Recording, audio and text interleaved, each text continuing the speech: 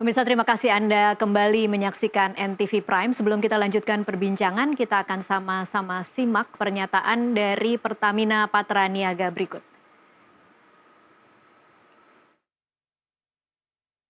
Pasca terungkapnya dugaan korupsi tata kelola minyak mentah dan produksi kilang minyak tahun 2018 hingga 2023 berdampak pada konsumsi dan kepercayaan masyarakat terhadap bahan bakar Pertamax. Pertamina Patraniaga pun merespons isu yang berkembang di masyarakat pasca ditetapkannya Dirut PT Pertamina Patraniaga Rifa Siahaan sebagai tersangka dalam kasus dugaan korupsi tata kelola minyak mentah dan produksi kilang. Atas dasar itu, Pertamina Patraniaga membantah adanya pengoplosan bahan bakar minyak atau BBM jenis Pertamax. Pihak Pertamina Patraniaga pun mengatakan kualitas Pertamax sesuai dengan spesifikasi yang ditetapkan pemerintah, yaitu RON 92. Corporate Sekretari Pertamina Patraniaga Happy Wolansari menegaskan treatment yang dilakukan di terminal utama BBM merupakan penambahan warna agar mudah dikenali oleh masyarakat. Menanggapi isu yang saat ini berkembang di masyarakat, di warganet dan di media, kami tegaskan bahwa tidak ada Pertamax oplosan. Jadi Pertamax yang kami salurkan di SPB ini sudah kami pastikan sesuai dengan spesifikasi yang ditentukan oleh Ditjen Migas. Dan tentunya di terminal BBM, semua produk yang masuk ini adalah produk jadi sesuai dengan RON masing-masing.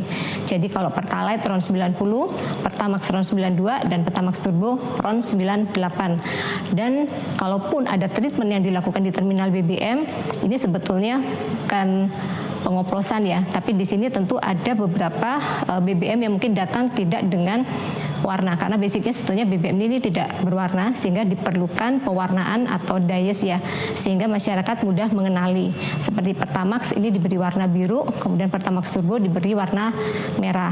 Selain itu juga diberikan zat aditif untuk meningkatkan performance dari BBM itu sendiri.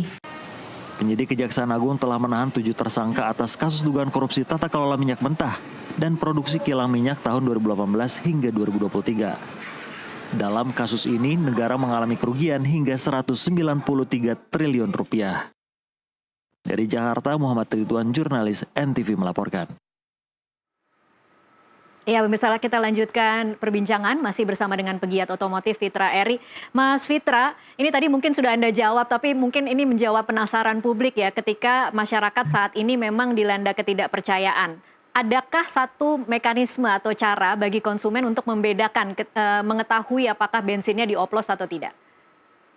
Nah, sayangnya memang untuk mengetahui properties dari sebuah bahan bakar, kita tidak bisa hanya dengan mata saja. Mata kita hanya bisa melihat warna.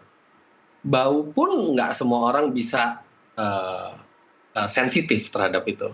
Untuk mengetahui secara pasti memang harus dilakukan uji laboratorium, dan itu kan sesuatu yang tidak mudah untuk dilakukan oleh masyarakat. Masyarakat itu butuh percaya, karena semua bisnis bensin, kepercayaan dari konsumen itu sangat penting, karena konsumen tidak bisa mengecek langsung. Nah, tadi saya dengar penjelasan dari Ibu Happy gitu ya, itu bisa menjadi menambah ketidakpercayaan, karena di situ dijelaskan bahwa tidak ada oplosan. Sedangkan dari Kejaksaan Agung bilang bahwa yang uang yang mestinya buat beli 92 dibelikan 90 dan dijual sebagai Pertamax. Kejaksaan Agung aja masih bilang itu dioplos. Tapi kalau misalnya PPN bilang itu tidak dioplos, kan artinya makin besar keraguan. Wah, jangan-jangan benar-benar oktan 90 yang langsung gitu kan. Ya. Kemudian penambahan warna tadi ya, penambahan warna. Padahal ada kasus di tahun 2023 atau 2024 kalau nggak salah, ada SPBU nakal. Itu bukan kesalahan Pertamina ya, tapi SPBU nakal. Pertalite dijual sebagai Pertamax dengan menambahkan pewarna supaya warnanya sama gitu. Iya. Nah, ini jadi malah jadi bikin publik sulit percaya kalau menurut saya. Oke, Mas Fitra, kalau Anda melihatnya saat ini atau per hari ini, seberapa parah sih ketidakpercayaan publik itu terhadap Pertamina? Sangat berat ya, sangat besar. Tapi mungkin sekarang kan Pertamina yang jualan paling utamanya adalah Pertalite ya, yang paling besar gitu ya. Mungkin kalau Pertalite tidak akan terlalu terpengaruh gitu, karena memang harganya lebih rendah, dan setahu saya SPBU swasta itu belum boleh untuk menjual BBM bersubsidi, masih dikuasai oleh Pertamina. Tapi untuk yang BBM non subsidi, kalau kita lihat di sosial media, kelihatan sekali itu netizen satu suara ya. Netizen itu bukan bukan hanya sebagian yang bilang bahwa mereka nggak percaya, tapi rata-rata semuanya kompak. Dan ini adalah satu tantangan buat Pertamina bagaimana sebagai perusahaan minyak yang terbesar di negeri ini, bahkan itu juga BUMN, untuk mengembalikan kepercayaan masyarakat. Karena kalau misalnya tidak dilakukan pemulihan kepercayaan segera, ini bisa berdampak buruk terutama bagi produk BBM yang non subsidi. Oke, ini sedikit memberikan gambaran juga kepada publik dan pemirsa untuk mendapatkan gambaran seperti apa perbincangan di media sosial. Saya mengutip sedikit di Twitter, ada hashtag Stop Pakai Pertamina. Ada kata-kata seperti yang kelas bawah dibuat susah untuk cari gas melon, yang kelas menengah kena tipu BBM Pertamax. Kemudian juga ada yang mengatakan bahkan saat berniat baik pakai Pertamax karena merasa tidak berhak untuk disubsidi pun kita tetap ditipu di negara ini. Ini tweet dari Dandi Laksono. Nah, Mas Fitra, kalau Anda sendiri, menurut Anda atau harapan Anda, mekanisme klarifikasi seperti apa kepada publik yang dilakukan Pertamina untuk kemudian bisa memulihkan kepercayaan? Apakah memang konferensi pers dari berbagai pejabat Pertamina itu cukupkah atau harus ada gestur yang lebih besar lagi, yang lebih konkret lagi untuk bisa memulihkan kepercayaan? Begini loh, kalau menurut saya ketika berbicara ke publik dan ingin membuat publik itu percaya, ya lakukan dengan benar. Pasti publik juga berpikir, kasusnya baru berapa hari kok bisa langsung memastikan bahwa tidak ada dampak, gitu kan.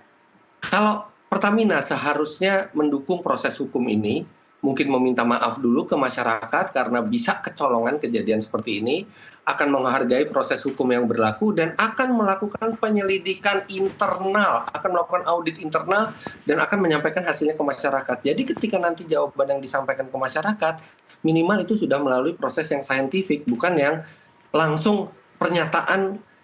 Belum ada waktu lama, belum sempat melakukan penyelidikan yang mungkin saintifik atau menyeluruh, tiba-tiba langsung ada pernyataan. Menurut saya Pertamina harus lebih transparan, harus lebih fair ke publik, dan harus lebih terbuka dalam melakukan penyelidikan di internalnya, supaya kepercayaan masyarakat bisa pulih. Oke, jadi mungkin Mas Fitra harapannya kalaupun nanti misalnya Pertamina memang melakukan penyelidikan internal dan memang ada, dibuka saja, kemudian dijelaskan di mana dan dilokalisir daerah-daerah mana saja yang kemudian memang dioplos. Betul. Begitu Kila ya?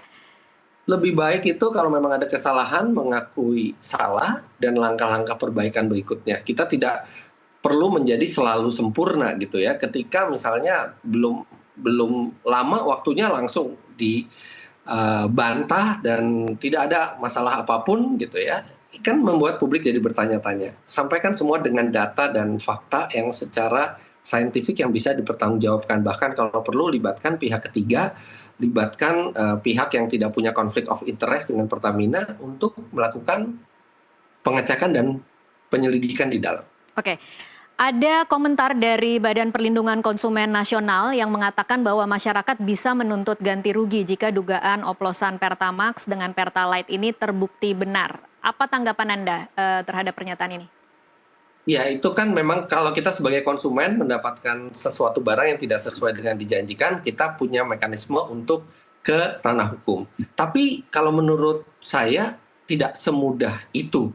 Pertama harus dilakukan pembuktian bahwa memang itu karena bahan bakar yang buruk, dan pembuktian itu pasti tidak akan mudah dan akan membawa dampak waktu yang cukup panjang, mungkin juga biaya bagi masyarakat. Jadi masyarakat mungkin punya hak, tapi saya rasa untuk membuktikannya tidak semudah itu. Gitu.